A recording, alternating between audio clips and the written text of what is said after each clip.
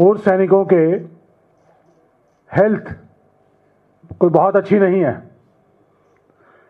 और आप देख सकते हैं कि जिस तरह से पहला प्रेस कॉन्फ्रेंस कांग्रेस पार्टी की तरफ से 2026 में डिफेंस मैटर्स को लिया जा रहा है, तो आप ये अंदाज़ा लगा सकते हैं कि कांग्रेस पार्टी के लिए, हमारी लीडरशिप के लिए, राहुल गांधी जी के लिए, खड़गे जी के लिए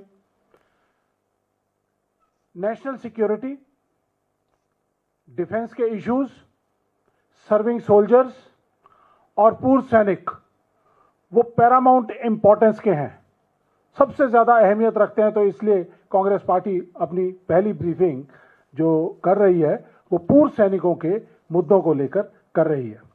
जिस तरह से आपने देखा कि 29 दिसंबर को स्टैंडिंग कमेटी ऑफ डिफेंस जो पार्लियामेंट में है उसकी मीटिंग हुई थी। उसके अंदर हमारे नेता Rahul Gandhi ji, leader of opposition, और हमारे मेंबर कैप्टन विरियाटो, बाकी सभी लोगों के साथ उपस्थित थे। और इस बार जो मुद्दा था वो defence services ex serviceman welfare directorate अपनी ब्रीफिंग दे रहा था कि हम कितना कुछ कर रहे हैं। और वहां पर राहुल गांधी जी का जो मेन कंसर्न जो वहां पर आया कि एक्स सर्विसमैन लोगों की हेल्थ स्कीम जो है वो पूरी तरह से चरमराई हुई है। 30 लाख से ज्यादा बेनिफिशियरी, टोटल 72 लाख बेनिफिशियरी हैं ex serviceman contributory health scheme के, जिनमें से 20 लाख बेनिफिशियरीज के बिल्स पेंडिंग है। 9,000 करोड़ से ज्यादा पेंडेंसी है। ये हैरान और दर्द देने वाली एक इंफॉर्मेशन थी। राहुल गांधी जी ने बड़े मुखर तरीके से इस चीज को उठाया। 20 लाख से ज्यादा बेनिफिशियरीज के बिल्स पेंडिंग हैं, हॉस्पिटल्स के बिल्स पेंडिंग है। मैं एक एक करके आऊंगा उसके ऊपर। तो राहुल गांधी जी इतने व्यथित हुए इस चीज को देखकर कि हमारे अगर पूर्व सैनिकों के स्वास्थ्य के बारे में अगर सरकार सीरियस नहीं है तो ये कतई बर्दाश्त नहीं होगा।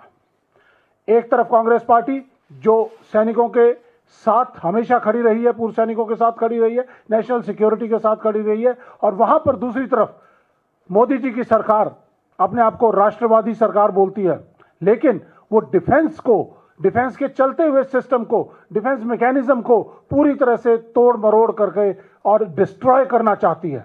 जिस तरह से आपने पीछे देखा कि सर्विंग सोल्जर्स के साथ किस तरह किया, नई स्कीम को एक लॉन्च कर दिया गया, अग्निवीर जैसी स्कीम को, वो देश को कतई बर्दाश्त नहीं था। और उसके बाद जिस तरह से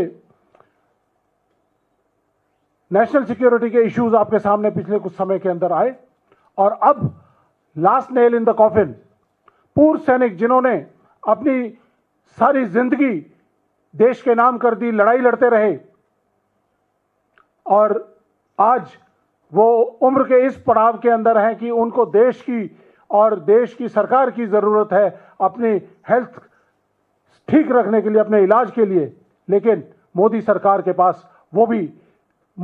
के पास पैसे नहीं है कि वो जितनी जरूरत है उसके हिसाब से वो आवंटन कर पाए।